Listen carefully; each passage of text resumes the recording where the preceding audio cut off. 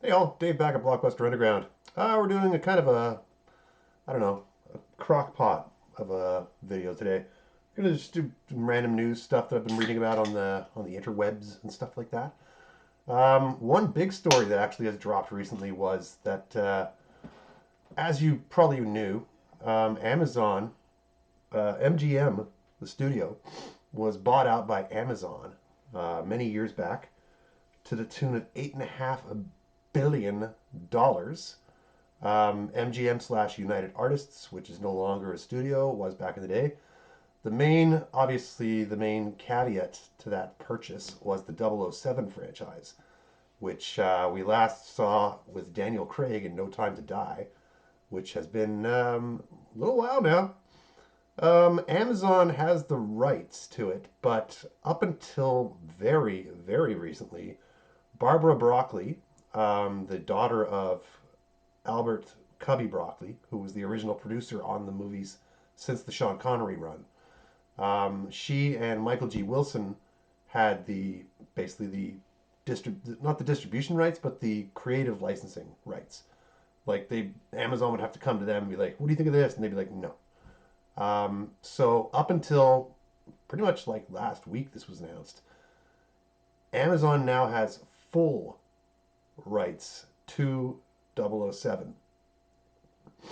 Barbara Broccoli apparently was adamant that the series stay as a big screen experience, as it had been from the beginning. She actually started working on the series as of I think it was the Brosnan era, so 20 something years, a goodly long run, and Michael Wilson at the same time frame. And I mean, there have been a couple of stinker bonds. Quantum of Solace, I'm looking at you. Spectre, not so great. Die Another Day with the invisible Aston Martin. Come on, cool concept. It just, or when Bond was like, oh God, remember when he's caught in the avalanche and he like uses the parasail and like, oh, they didn't play the beach. They played the Beach Boys in View to a Kill when he was surfing, skiing around, and he was like on one point he was like on one ski like it was like a rudimentary like surfboard. But yeah, that was '85 for you. That was the last Roger Moore movie too. But I mean, there have been some not so great Bonds. I mean, there was the one-off on Her Majesty's Secret Service with George Lazenby, where he played Bond for the first and only time. And I remember in the opening little bit, his one of his lines is, "This never happened to the last guy." Very tongue in cheek, very very tongue in cheek. But so yeah, what it boils down to is now Amazon has the ability to do anything they want to with 007. Some of the stuff that they were talking about doing while Broccoli and Wilson were still in the equation here was they wanted to do a Miss Moneypenny spin-off show. I'm not quite sure what that would entail. Moneypenny bumbling around the office back and forth. I really don't know how that would work. They wanted to do a Felix Leiter spinoff. Remember that random CIA guy that popped up like from movie to movie sometimes, and like fed Bond some info, gave some like backstory, um, basically an exposition dump for midpoint of the film. They want to do a spinoff with him. They obviously, no kidding, they wanted to make Bond female. I have said time and again with this one, if you want to make a movie series about a female spy, great. Create one.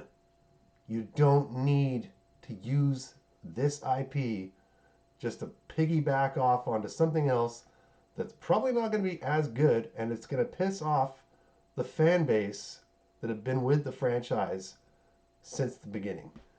So, bad idea. I mean, they wanted to do a female Indiana Jones at one point. They were like, well, we can't do that.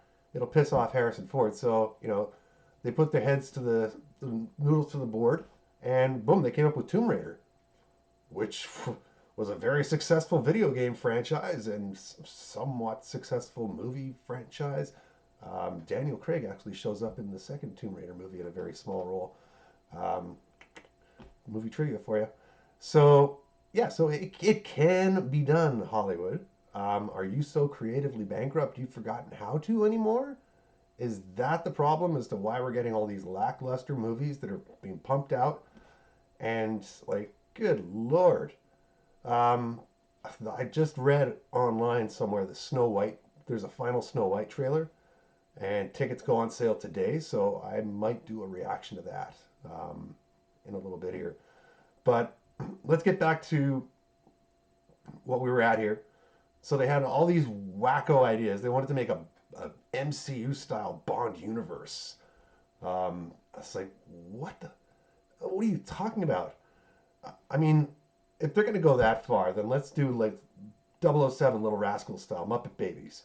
Have them all be like 10 or 11 years old. Jaws can be the kid a grade above them, who's kind of tall and skinny, but he's got braces. We can have Little Odd Job. We can have Blofeld, and they can do like Scooby Doo, and they can Scooby Doo around and fucking solve mysteries. That'd be a great series. I mean, fuck, think of the money that would make. It would be amazing. Don't do that, please. Don't do that. Barbara Broccoli at one point got so fed up with these ideas that they were shooting out. She said she called the executives at Amazon fucking idiots because they literally they don't know what to do, and they're coming up with these idiotic ideas.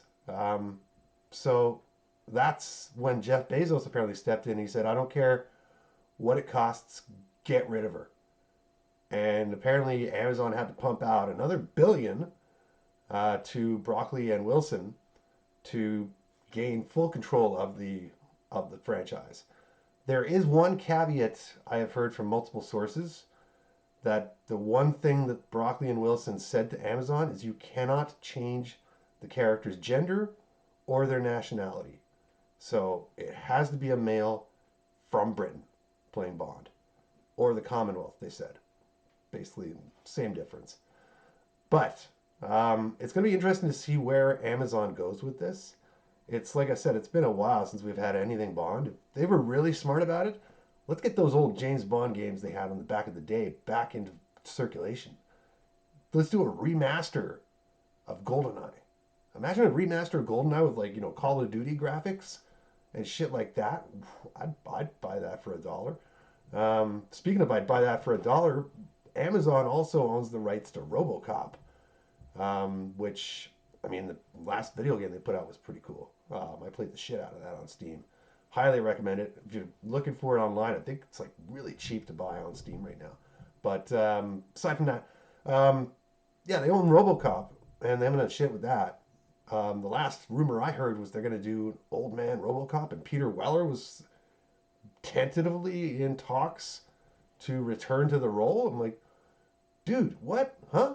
I'm like, okay. I mean, he voiced the character in the video games, and that was pretty cool. No word on whether Nancy Allen would come back or not. A lot of them think like the first RoboCop movie is like the Holy Grail, and you shouldn't fuck with it from there. So that's kind of why they're on the fence. But I mean, that's two big franchises. Well, RoboCop's not as big as Bond, but two franchises that Amazon now has the rights to. Where I'm crossing my fingers they don't fuck this up. I mean, look at what they did with Lord of the Rings. Oof, some of that shit was just no, not good. But fingers crossed. I've been a fan since the days. My dad grew up reading the Ian Fleming novels. I've actually got some of them. I inherited them through time, and they've somehow wound up on my bookcase here. So yeah, not a stranger to the franchise. Hoping they don't screw this up royally and do something really stupid with it. Don't take my little rascals Muppet Babies idea, please. If you do, I want royalties. Um, in the meantime, in the very least, if you guys can subscribe to the channel, like the video, and tell your friends about the channel, and we will catch you on the next video.